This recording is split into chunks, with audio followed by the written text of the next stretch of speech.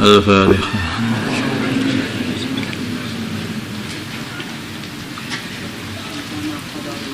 Bismillahirrahmanirrahim. Wa ma qadaru, dan mereka orang-orang Yahudi tidak mengagungkan Allah haqqa qadrihi, dengan sebenar-benar mengagungkan Allah. Dan mereka memang tidak mengetahui, tidak kenal Allah dengan sebaik-baiknya kenal. Karena itulah tidak bisa mengagungkan Allah dengan sebaik-baiknya mengagungkan. Sebagian ulama mengatakan barang siapa tahu dirinya ya baru bisa tahu Tuhannya. Man arafa nafsahu arafa rabbah. Kalau dia itu mengetahui, kenal dirinya itu adalah hamba yang tidak punya apa-apa, tidak bisa apa-apa, baru faham mengenai keagungan Allah yang memberi nikmat dia, memberi makan dia, memberi nafas, memberi jantung, memberi kenikmatan yang tidak dapat dihitung. Sehingga tambah kenal, tambah syukur, tambah mengagungkan. Orang enggak mengagungkan Allah itu yang enggak kenal dan enggak tahu dirinya itu siapa. Itu kalau ketika mereka mengatakan ma anzala, tidak menurunkan Allah ala basyarin, atas manusia, min syai'in, dari sesuatu daripada kitab-kitab. Bohong mereka ini. Kalau katakanlah wahai Muhammad kepada mereka, kalau begitu man, siapa, anzala, yang menurunkan kitab alladzi, yang kitab jaa, yang datang bi, dengan membawa kitab itu, Musa, Nabi Musa. Nah, siapa yang menurunkan kitab kepada Nabi Musa? Karena Allah enggak pernah menurunkan kitab. Nurun, sebagai cahaya, wahudan, dan petunjuk, linnasi, bagi manusia. Taj'alunahu, yang kalian jadikan kitab itu, qaratisa, sebagai kertas-kertas, ditulis dengan terpencar-pencar. Tubdunaha, adanya kertas-kertas, lembaran-lembaran itu saja. Tubdunaha, kalian perlihatkan kertas-kertas itu yang isinya cocok dengan mereka. Wa tuhfuna katsira, dan kalian sembunyikan kertas-kertas itu sebagiannya yang isinya enggak cocok sama mereka.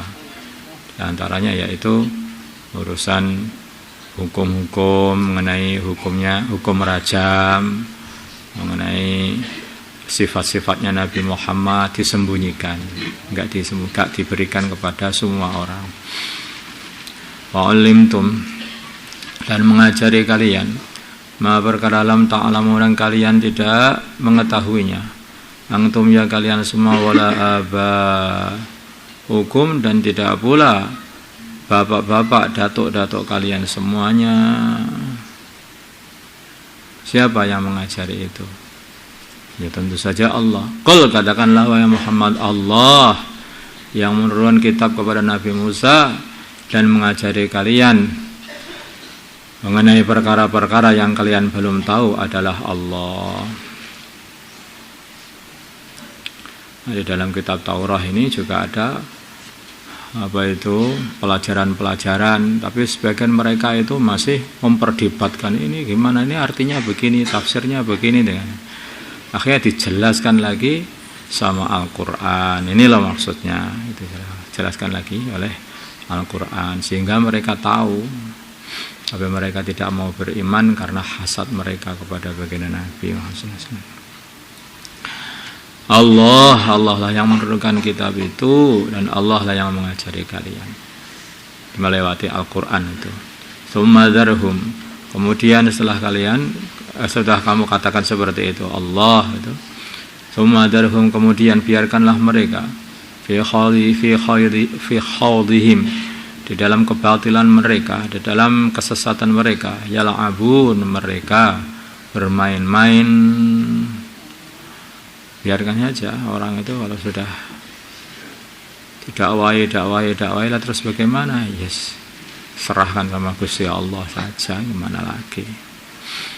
Wahada, dan ini Al-Quran kitab adalah kitab anzalnahu, yang kami turunkan, mubarakun, yang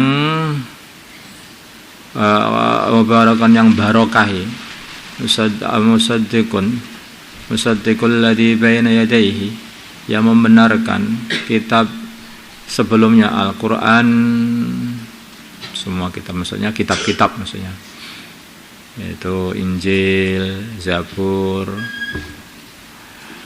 Taurat, itu semuanya itu dibenarkan mengenai adanya kitab-kitab itu, dan kitab itu memang betul dari Allah Subhanahu wa taala, dibenarkan oleh Al-Qur'an.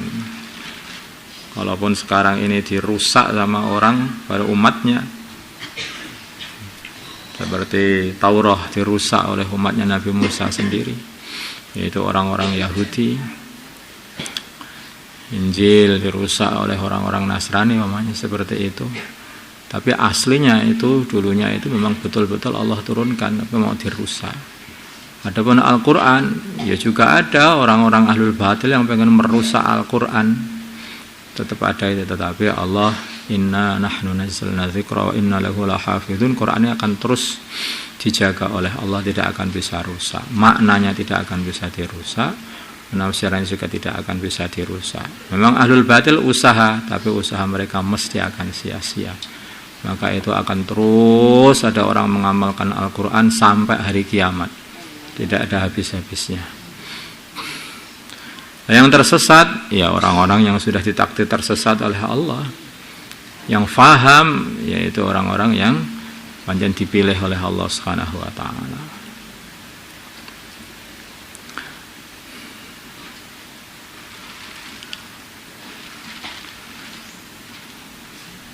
Oleh tungdiro, dan supaya kamu memberi peringatan ummal qura kepada penduduk Mekah, waman khawlaha, dan orang-orang sekitar Mekah. Ini orang-orang sekitar Mekah itu kan berarti sekitarnya gitu, Taif atau apa seperti, enggak begitu maksudnya. Jadi ummul qura ini, Mekah ini adalah pusatnya dunia, pusatnya bumi ini. Maksudnya khawlaha itu ya seluruh bumi maksudnya, maka seluruh manusia. Pusatnya bumi itu ada di Mekah situ. Di situ pusatnya Mekah itu, tempatnya ya di Ka'bah itu.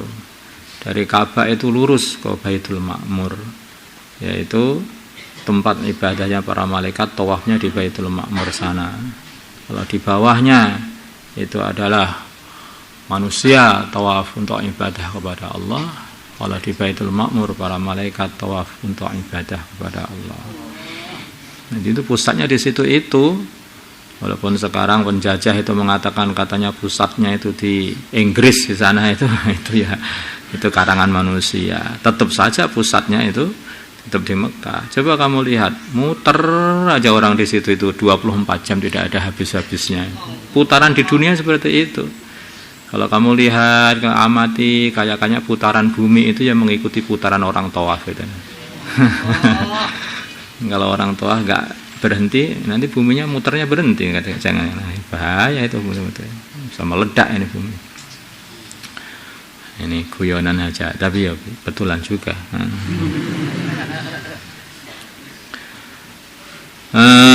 Walladzina yu'minuna, dan orang-orang yang beriman bil akhirat, dengan akhirat, yu'minuna, mereka beriman bihi, kepada Al-Qur'an, kepada Al-Qur'an, wahum, sedangkan mereka ala salatihim, pada salat mereka, yuhafidun, selalu menjaga istiqamah. Kenapa kok salat? Karena salat ini adalah kepalanya seluruh ibadah. Paling mulia-mulianya ibadah itu adalah sholat. Karena sholat itu menghadap kepada Allah, dan ubudiyah yang paling mulia itu ya ketika seseorang itu menghadap kepada Allah, jagongan sama Gusti Allah. Coba kalau kamu rasakan orang sedang sholat itu, apa yang dia katakan? Alhamdulillahirabbil alamin, Ar-Rahmanir Rahim. Iyyaka na'budu wa iyyaka nasta'in. Itu kalau kamu rasakan itu kan kamu seperti orang berbincang-bincang dengan Allah itu. Hanya kepada Engkau ya Allah kami menyembah, hanya kepada Engkau ya Allah kami minta pertolongan. Ya Allah, tunjukkanlah aku kepada jalan yang lurus. Kami ini Engkau tunjukkanlah kami ini pada jalan yang lurus, jalannya Nabi dan Rasul, Siddiqin, Syuhada dan Sholihin. Dan jauhkanlah kami ya Allah dari jalan pokoknya setan, jalannya Yahudi dan Nasrani. Ya Allah, terus kayak orang ini kedekatan manusia kepada Tuhannya itu waktunya adalah ketika sholat itu, dan puncaknya ketika sujud. Nah,